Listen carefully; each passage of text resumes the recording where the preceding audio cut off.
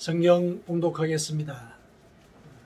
신약성경 야고보서 2장 18절에서 22절까지 신약성경 뒤쪽편에 있습니다. 야고보서 2장 18절에서 22절까지 같이 봉독하겠습니다.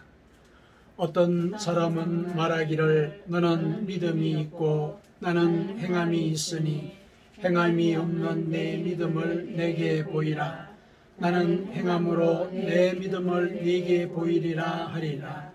네가 하나님은 한 분이신 줄을 믿느냐? 잘하는도다. 귀신들도 믿고 떠느니라. 아하, 허탄한 사람아, 행함이 없는 믿음이 헛것인 줄을 알고자 하느냐? 우리 조상 아브라함이 그 아들 이삭을 제단에 바칠 때 행함으로 의롭다 하심을 받은 것이 아니냐? 네가 보거니와 믿음이 그의 행함과 함께 일하고 행함으로 믿음이 온전하게 되었느니라. 아멘. 우리가 두 주 전에 믿음의 원리에 대해서 우리가 같이 말씀을 나누었던 적이 있습니다. 오늘은 오늘 본문의 말씀을 근거로 해서 믿음의 증거라는 제목으로 이 말씀을 같이 나누었으면 좋겠습니다. 자, 우리가 믿음의 원리를 같이 묵상을 했었는데요. 자, 믿음의 원리 어떤 것인지 다시 한번 정리를 해봤으면 좋겠습니다. 자, 믿음의 원리 그랬을 때 우리가 누구를 믿느냐, 이게 제일 먼저 문제였죠. 우리가 누구를 믿습니까? 하나님을 믿는다 그랬죠. 근데 그때 하나님은 관념으로서의 어떤 존재, 관념상으로의 어떤 하나님, 이걸 믿는 것이 아니라 살아계신 인격체로서 우리와 같이 느끼고 또 판단하고 또 사랑을 실천하고자 하시는 그런 인격체로서의 하나님을 믿는다 그랬습니다. 자, 그리고 무엇을 믿습니까? 우리는 하나님이 하신 일을 믿는다 그랬죠. 성경에 그 하나님이 하신 일이 다 기록이 되어 있는데, 하나님은 이 세상을 창조하시고 그리고 심판하십니다. 그리고 인간의 죄를 대속하셨고 그리고 부활하심으로써 우리에게 영생의 소망을 주셨습니다. 이것을 우리가 믿죠. 이것을 우리가 실제로 하나님이 하신 일이고 우리 삶 속에 그것이 우리에게 구원과 또 사랑의 은혜를 끼치는 그런 일이었다라는 그 의미까지 우리는 믿고 있습니다. 자, 그리고 세 번째로 우리는 어떻게 믿음을 갖게 되었습니까? 우리의 어떤 의지, 이것이 받쳐진 것은 분명하지만은, 그러나 내가 어떻게 이 마음속에 하나님을 인격체로 믿고 또 하나님께서 하신 그 모든 일들을 의심 없이 믿게 되었는가? 그거는 우리 속에 계시는 성령께서 하신 일이다. 왜냐하면 성령께서 우리 속에 계시면서 모든 것을 가르치고 또 예수님께서 하신 그 말씀을 기억나게 하셨기 때문에, 의미를 깨닫게 하셨기 때문에, 그래서 우리가 믿게 되었다. 이렇게 우리가 믿음의 원리를 정리를 했습니다.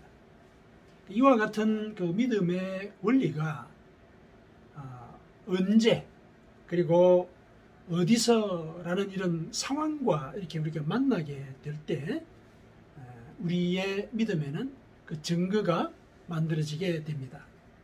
그러니까 현실의 상황 속에서 그 우리가 믿는 그 믿음의 내용, 그 원리 있죠. 그 원리를 그대로 실행할 때 믿음은 관념의 상태를 넘어서 구체화하게 됩니다. 성경은 우리에게 믿는 대로 실천해라 이렇게 가르치고 있습니다. 그러니까 믿음의 증거를 보여야 한다. 이것을 우리에게 알려주고 있습니다. 그것이 바로 우리가 진짜 하나님을 믿고 있다는 사실, 그것을 나 스스로뿐만 아니라 세상에도 이렇게 드러내서 증명하는 그런 일이기 때문에 그렇습니다. 오늘 본문의 말씀을 같이 묵상을 하면서 믿음을 증명하면서 살아가야 하는 그 길, 살아갈 수 있는 그 길이 무엇인지 같이 모색해 봤으면 좋겠습니다. 자, 오늘 본문을 쓴 이 야고보가 예수님의 형제인 야고보다 이런 얘기가 있었는데 명확하지가 않습니다. 사도 야고보인지, 그러니까 예수님의 제자인 야고보인지, 예수님의 동생이죠. 동생인 야고보인지는 명확하지는 않습니다. 그런데 본문의 이제 주요한 그 요지가 믿음과 행위의 관계, 이것을 주로 이제 거론을 하고 있습니다. 그러니까 18절에 이제 그런 내용을 하고 있죠. 18절의 내용을 이제 쭉 설명하는 게 어떤 사람이 말하기를, 그러니까 어떤 사람이라는 건 이제 세상 사람들이기도 하죠. 믿는 사람을 바라보는 그런 사람이에요. 그 사람이 이제 사실은 이런 요구를 한다는 거죠. 당신들이 믿음이 있다고 하는데 나는 사실은 당신들이 믿는 그 믿음 가운데 가르치는 그런 내용들, 그거를 실천하는 그런 사람이다. 자기는 행함이 있다는 거죠. 실천하는 사람이다. 근데 너를 보니까 행함이 없어 보여. 믿는다고는 하는데 그것을 행동으로 드러내 보이지는 않는 것 같아. 그 얘기죠. 그러니까 네가 믿음이 있다는 걸 행동으로 한번 보여봐라. 이런 얘기를 한다는 거예요. 이건 이제 전제로 삼고 이제 그 뒤에 나오는 그 내용들을 야고보는 이제 이어나가게 되는 거죠. 이런 18절의 내용이 있기 그 전에 이미 야고보는 자신의 그 요지를 먼저 천명을 합니다. 2장 14절에 이렇게 얘기를 하고 있죠. 내 형제들아, 만일 사람이 믿음이 있노라 하고 행함이 없으면 무슨 유익이 있으리요. 믿음이 있다라고 얘기하는데 그 믿는 대로 행동하지 않으면 그게 쓸모가 없다는 거죠. 유익이 없다, 쓸모가 없다는 얘기예요. 그 믿음이 능히 자기를 구원하겠느냐, 이렇게 먼저 얘기를 했어요. 그 이야기를 한 그 주장이죠. 일종의 그 주장의 연장선상에서 오늘 이제 본문의 말씀을 우리에게 들려주고 있습니다. 그러니까 능히 자기를 구원하겠느냐라고 이렇게 천명을 하는 것으로 볼 때 믿음은 행동으로 증명이 되어야 된다. 그렇지 않으면은 사실은 구원을 얻지 못한다. 이런 얘기를 하고 있는 것처럼 이제 들리죠. 그렇죠. 실제로 그런 믿음이라면은 그런 믿음이 능히 자기를 구원하겠느냐? 사실 이제 이렇게 반문을 하고 있지 않습니까? 이거는 믿음을 행동화하지 않으면, 믿는 대로 실천하지 않으면 구원을 못 받는다. 이런 이제 느낌을 줘요. 실제로, 그죠? 표면적으로 읽을 때는 이제 그런 느낌을 줍니다. 예를 들면 이제 이런 거죠. 우리가 하나님을 믿는다라고 했을 때 실제로 가난한 사람을 돕고 또 갇힌 자들도 위로하고 또 병든 자들을 찾아가서 간호하고 이런 일들을 실천을 해야 구원을 얻는다. 그렇게 하지 못한다면 구원을 얻지 못한다. 이렇게 얘기하는 것으로 들리는 것이죠. 그렇죠? 믿는 대로 행동하지 않으면 그 믿음이 어떻게 너를 구원하겠느냐. 그렇게 들려요. 그렇죠? 그래서 이러한 어떤 이 표면적인 의미, 사실 표면적인 의미라고 얘기하는 이유는 이제 뒤에 나올 것인데, 어쨌든 이 문구가 주는 그 의미를 고지고대로 받아들여 가지고 행동하지 않으면 구원을 얻지 못한다라는 그 소위 행위 구원론이 한때 유행을 했습니다. 여전히 행위 구원론을 주장하는 사람들이 있어요. 행동화하지 않으면 구원을 얻지 못한다. 이게 아예 원칙으로 정해져 있는 이제 그런 이 교파나 교단들이 있다는 것이죠.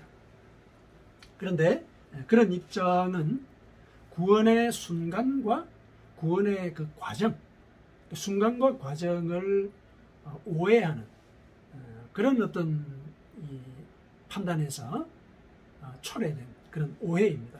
오해죠. 순간과 과정. 우리가 하나님을 믿기로 결심하고 회개할 때 그때 하나님은 우리를 의롭다고 얘기하시죠. 구원을 인정해 주시는 거예요. 의롭다라는 것은 네 죄가 용서받았다 이런 얘기거든요. 의롭다라는 얘기는. 내가 하나님을 믿기로 마음속에 다짐을 하고 회개를 합니다. 그러면 그때 하나님은 우리 죄를 용서하세요. 그게 네가 의롭다 이런 판단으로 우리에게 주어진다는 것이죠. 이것을 교리상으로 칭의라 그래요. 칭의. 의롭다고 칭한다는 얘기예요. 칭의라 그럽니다. 이 순간은 하나님이 우리에게 너는 구원받은 자다 이렇게 선포하는 것에 해당합니다. 구원받은 자다. 그러니까 우리가 믿는다고 고백하는 그 순간 우리는 구원을 받은 것입니다. 받은 것이죠. 이거는 이제 하나님께서 우리의 믿음을 인정하는 그런 선언적인 절차죠. 어떻게 보면은 구원의 첫걸음에 해당한다고 볼 수 있습니다. 왜냐하면 너는 구원받은 자다. 먼저 선언을 했기 때문에 이제 그 이후에 구원받은 자로서 살아갈 수 있게 되는 것이거든요. 그런데 이제 이러한 이 선언의 절차는 전적으로 하나님의 주권에 달린 일입니다. 우리가 마음속에 하나님을 받아들이기로 다짐을 하고 제가 당신의 말씀을 따라서 회개하는 삶을 살겠습니다. 이렇게 고백을 하는 그 순간 하나님은 우리의 죄를 용서하시고 너는 구원받은 자다. 너는 의로운 자다. 이렇게 칭해 주십니다. 이게 칭의이고 이거는 하나님께서 우리에게 주시는 구원의 첫 번째 단계, 구원을 선언하는 그런 의미가 있는 것이다. 그런데 하나님을 믿으면은 그 첫 번째 순간으로서 그 믿음이 영원히 지속되는 것이 아니다. 왜냐하면은 믿고 난 뒤에도 우리의 삶이 이어지지 않습니까? 믿는다고 고백한 그 순간에 우리가 만일에 죽어버린다면은 사실은 그때 그 순간에 이제 구원받는 것이고 그것으로 모든 것들이 해결이 돼요. 그런데 우리가 고백을 하고 난 뒤에 생활이 또 있지 않습니까? 생활에 가는 과정 속에 우리는 여러 가지를 경험하게 되죠.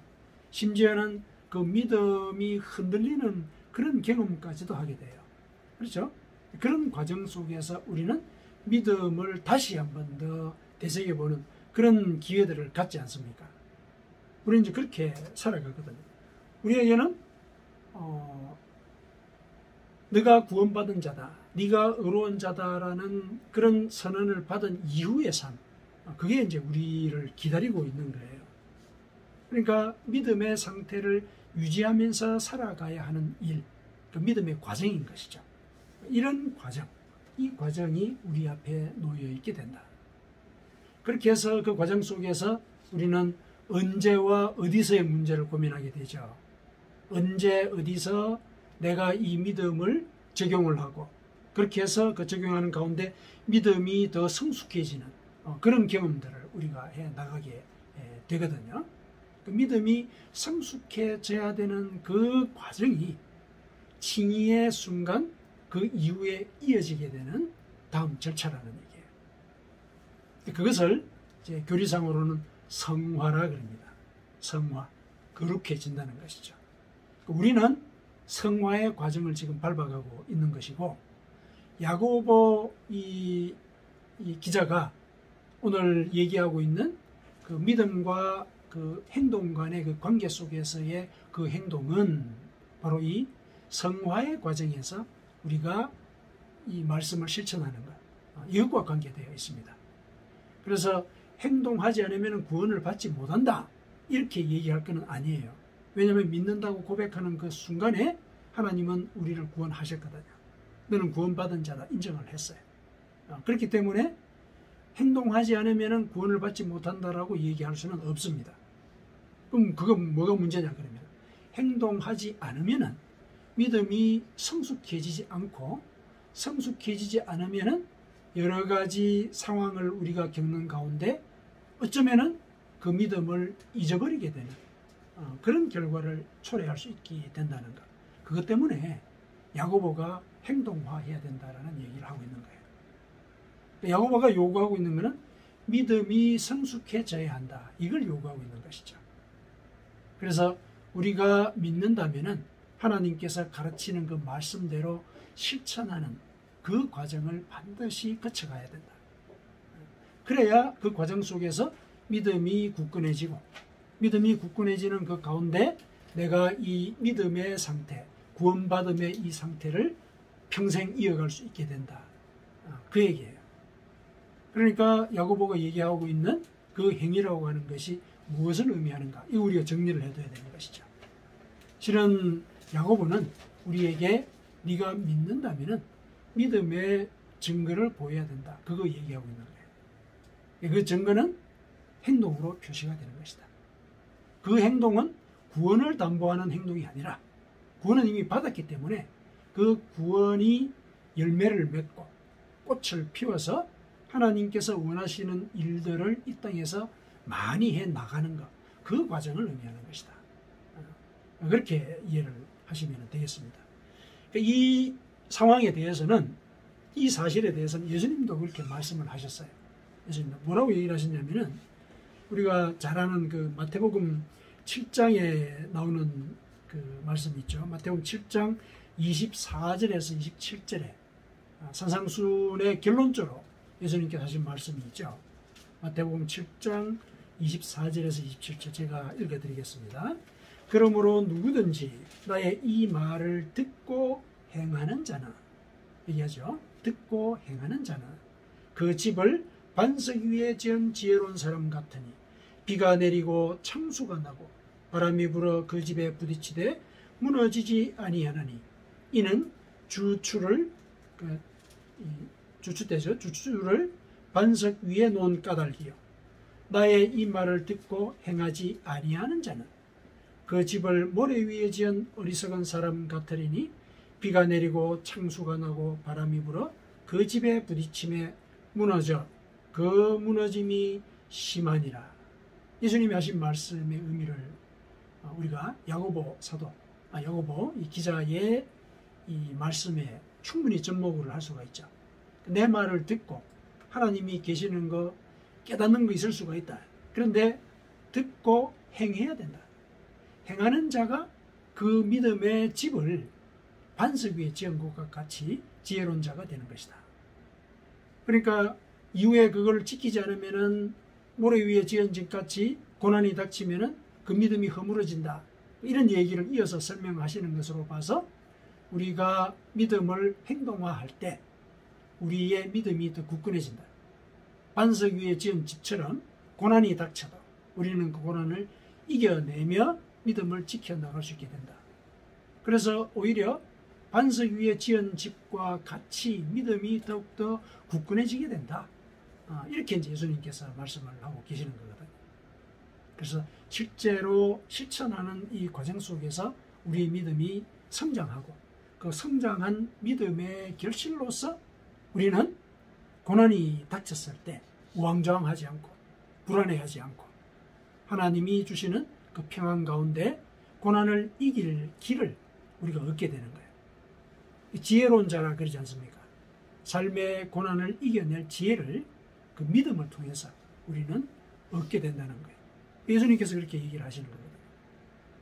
그래서 야고보 기자가 얘기하고 있는 이 믿음의 행동화, 믿음을 실천하는 일, 이거는 결국 우리의 삶 가운데서 내가 믿음을 어떻게 지켜나가고 고난 가운데서도 어떻게 승리하는가, 이런 차원에서 우리가 이해를 할 필요가 있습니다.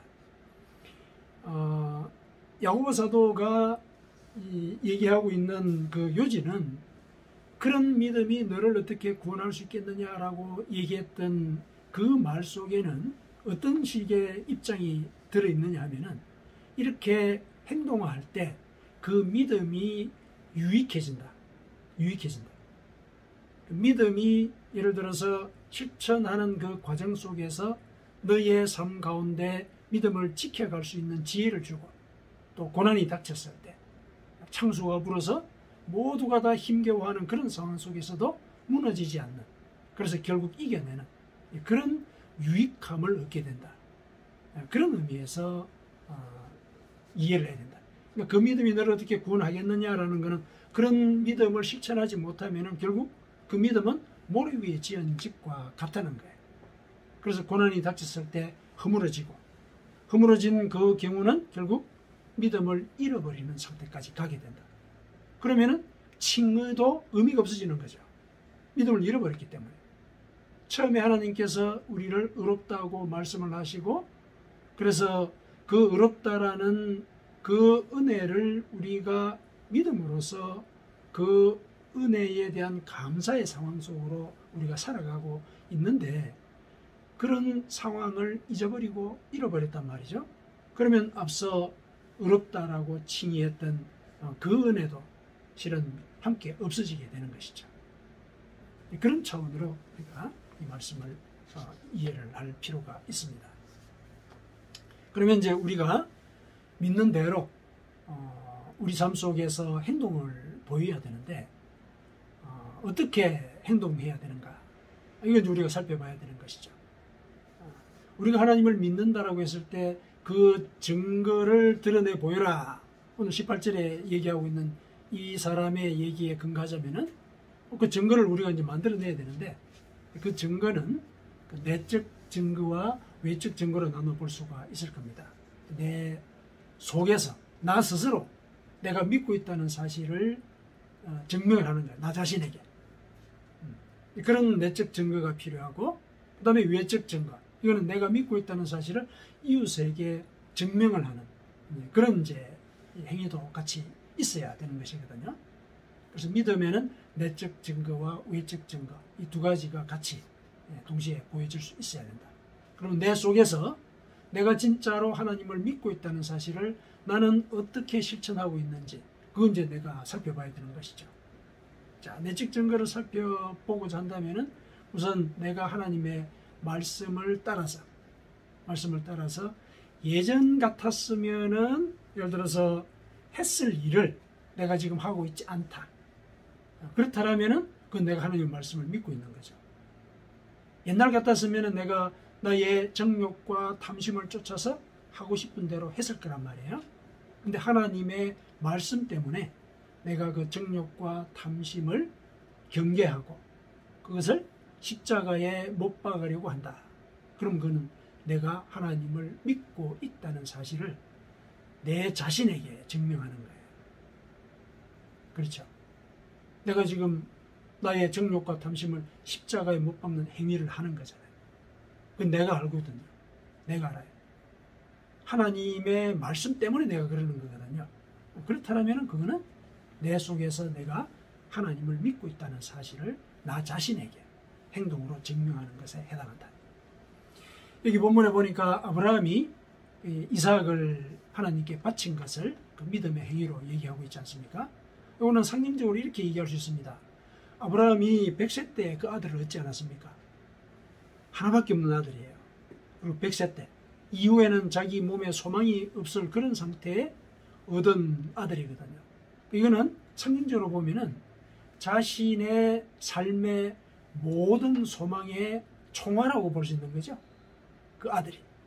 근데 그거를 하나님의 말씀 때문에 하나님이 바치라고 그랬잖아요. 그 말씀 때문에 죽이려고 했지 않았습니까? 이거는 이제 결국 상징적으로 우리가 해석을 한다고 했을 때 내가 하고 싶어 했던 일들, 내 뜻대로 하고 싶은 거, 이게 이제 우리의 이 소망이지 않습니까? 사실은 내 뜻대로 하고 싶은 거. 그런데 그거를 하나님의 말씀 때문에 중단하는 거죠. 죽이는 것이죠.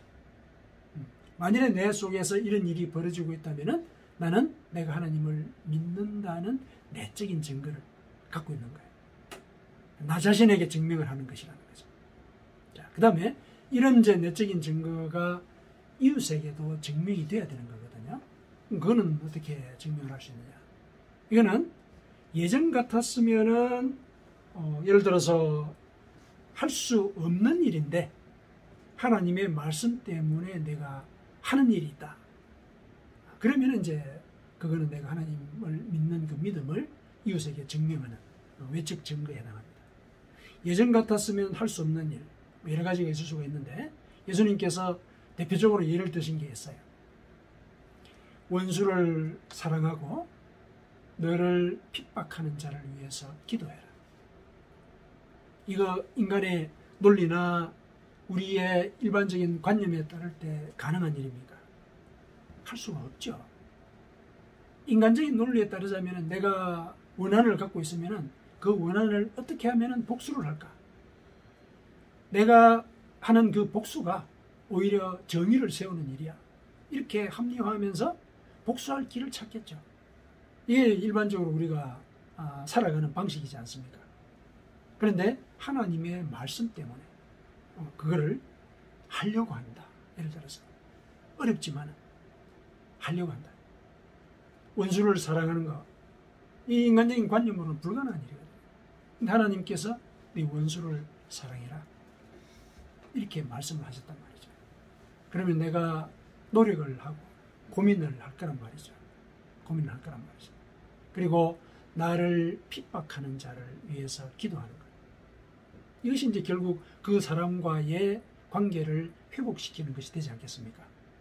아마 인간 세상에서 가장 어려운 일일 수도 있을 거예요. 가장 어려운 일. 그거를 하나님의 말씀 때문에 이렇게 하려고 함으로써 그 사람과의 관계를 회복했다. 그러면 그거는 내가 하나님을 믿고 있는 것에 대한 외적인 증거에 해당하는 것입니다. 20세기 후반에 그 유명한 그 해체주의 철학자가 있어요.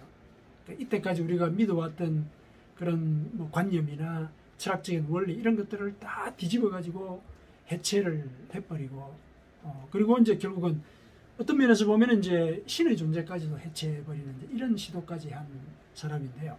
이 자크 데리다라는 사람이 있습니다. 그 사람이 용서에 대해서 이런 얘기를 했어요. 용서라고 하는 것은 용서할 수 없는 것을 용서할 때 그게 용서다. 용서할 수 있는 것, 그걸 용서하는 그거는 용서라고 할 수 없다. 이런 얘기를 했어요. 이 사람은 가장 본질적인 것까지도 뒤집어서 보려고 했기 때문에 그 용서의 문제를 갖고 고민을 해본 거예요. 고민을 해보니까 그 결론에 용서할 수 없는 것, 이거를 용서할 때 그게 진정한 용서다. 이런 얘기를 했습니다. 그게 사실은 용서의 본질을 가리키는 것이기 때문에 우리 일상을 살아가는 인간에게는 굉장히 어려운 일이죠. 왜냐하면 본질에 해당하는 문제니까 굉장히 어려운 일입니다. 그러나 본질은 우리가 그 본질을 추구할 수 있는 목표죠. 그 순간에 다 예를 들어서 이루어내야만 하는 것, 사실은 불가능할지도 몰라요. 그러나 하나님은 그 지향을 갖고 노력해가는 그 가운데 함께 하신다 그랬거든요. 함께 하십니다. 그래서 결국은 하나님이 내가 용서하고자 하는 그 마음을 가졌을 때 용서할 수 있는 힘을 주세요. 그래서 결국은 용서가 이루어지게 되는 그런 경험을 우리 삶 속에서 만들어 가시는 거거든요. 그걸 믿고 우리가 말씀대로 용서하고자 하는 마음을 갖는 것이거든요. 이것이 이제 우리가 하나님을 믿고 있는다는 것의 외적인 증거에 해당합니다. 그래서 내가 하나님을 믿는다는 사실을 행동으로 증명을 해야 된다. 이랬을 때 내가 예전 같았으면 할 수 없었던 일을 내가 하나님의 말씀 때문에 하려고 한다. 그런 게 있어야 되는 거죠. 그리고 하나님의 말씀 때문에 예전 같았으면 내가 그냥 해버릴 일들도 내가 그것을 중지하고 하나님의 뜻이 뭔지 먼저 묻는 이런 행위를 해야 되는 것이죠. 그런 과정 속에서 나는 믿음이 성장해 가는 거예요. 믿음이 성장해 가면은 나의 믿음은 반석 위에 지은 집과 같이 창수가 나고 이게 홍수가 나는 거죠. 비바람이 몰아치고 그래도 넘어지지 아니할 것이다. 야고보가 얘기하고 있는 믿음이 너를 구원하겠느냐라는 차원에서 그 구원을 받는 그 믿음의 그 내용은 바로 이거예요. 믿음이 그런 상황 속에서 유익하게 너를 구해낼 수 있게 되려면은 실제로 믿는 대로 행동해야 된다. 그래서 그 믿음이 굳건해져야 된다. 성장해야 된다. 그 얘기하고 있는 거예요. 그래서 행동하지 않으면은 구원을 받지 못한다. 이 얘기는 사실은 그 하나님의 주권을 침해하는 얘기예요. 구원을 받느냐 받지 않느냐 이건 하나님이 결정하시는 거거든요. 하나님이 결정하시는 거예요. 그러니까 우리가 우리 주변에 이제 교회를 다니는 사람들을 볼 때 그 믿음에 대해서 평가는 할 수는 있겠죠. 그 사람의 행동을 볼 때, 그죠? 평가할 수 있는데, 근데 평가를 할 때 저 사람은 믿음이 있다 없다 이렇게 평가할 수는 없어요. 믿음이 있다 없다 그거는 하나님만 하실 수 있는 그런 평가고, 우리가 할 수 있는 것은 뭐냐? 믿음이 약하다 강하다. 그 얘기는 할 수는 있죠. 믿음이 약하다 강하다. 그러면 이제 약한 사람을 위해서 또 우리가 기도해주고 격려하고 권면할 수 있는 거거든요. 그래서 믿음이 있다 없다 그건 우리가 이유로 사용해서는 안 되는 그런 말이죠. 그거는 하나님만 판단할 수 있는 얘기다. 그래서 행위 구원론에 대해서 우리는 그런 입장을 분명히 갖고 이제 그런 이제 예를 들어서 이론 같은 것들 정리를 할 수 있어야 되겠습니다. 분별할 수 있어야 되죠. 그래서 오늘 본문에 야고보 기자가 우리에게 알려주고 있는 말씀은 믿음을 반석 위에 세워놓을 수 있어야 된다. 반석 위에. 그 반석 위에 세우는 그 과정이 말씀대로 실천하는 것이다. 그걸 오늘 우리에게 일러주고 있습니다. 여기서 얘기하고 있는데 20절에 보세요.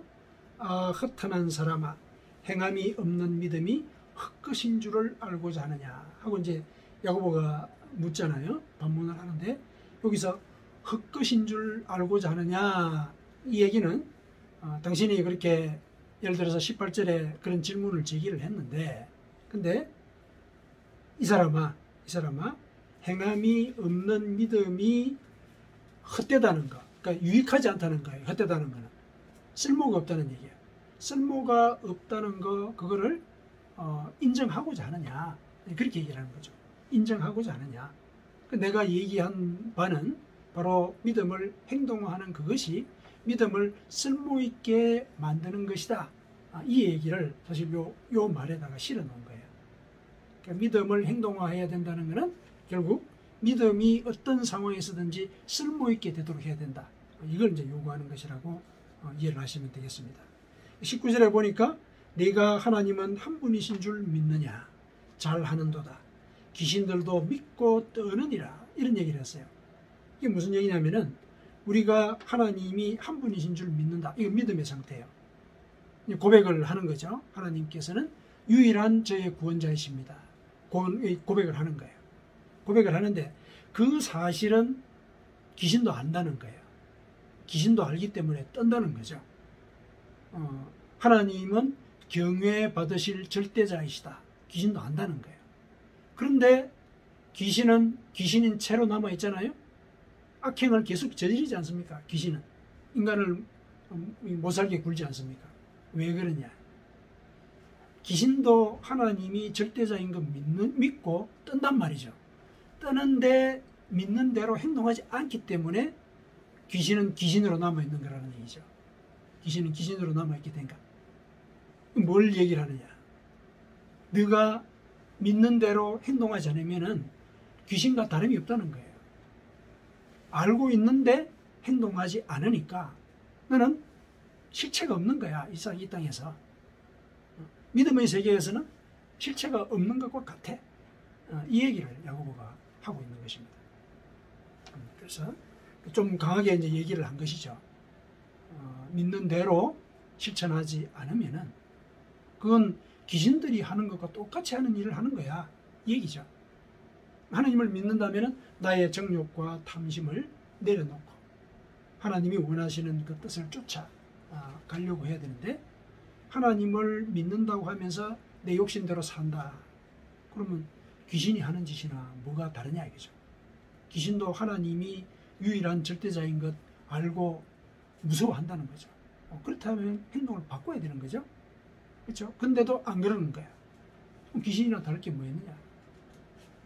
행동하지 않는 사람에게, 믿는 대로 행동하지 않는 사람에게 야고보가 그렇게 질책을 하고 있는 것입니다. 그렇게 해서 행함이 있는 그 믿음이 쓸모가 있다는 거예요. 우리의 삶의 상황 속에서 믿음을 굳건하게 해서 고난을 이겨내게 만드는 그런 효과를 발휘하고, 그것이 결국은 우리가 최종적인 구원을 이루게 하는 안내자 역할을 하게 될 것이다. 그 말을 우리에게 일러주고 있습니다. 사랑하는 성도 여러분, 믿음의 증거는 우리가 하나님의 말씀에 순종하느냐, 이걸로 이제 판별할 수 있습니다. 하나님의 말씀에 순종할 때 우리는 우리의 정욕과 탐심을 십자가에 못 박기를 결행할 수 있습니다. 하나님의 말씀에 순종할 때 우리는 원수를 사랑하며 우리를 핍박하는 자를 위해서 기도할 수 있습니다. 바로 믿음이 성숙해지는 겁니다. 성숙한 믿음은 시련을 거쳐서 형성되기는 하지만은 그 궁극은 세상이 주지 못하는 그런 평안을 얻게 됩니다. 반석 위에 있는 거예요. 평안을 얻게 됩니다. 그리고 결국 하나님의 영광 앞에 이르게 이끌어 주게 됩니다. 사랑하는 성도 여러분, 믿음이 성장하는데 하나님의 말씀대로 살려는 노력이 필요하다. 이 사실을 명심하십시다. 그래서 말씀이 이끄는 대로 살면서 말씀이 약속하는 영광을 받아 누리시기를 축원합니다. 아멘.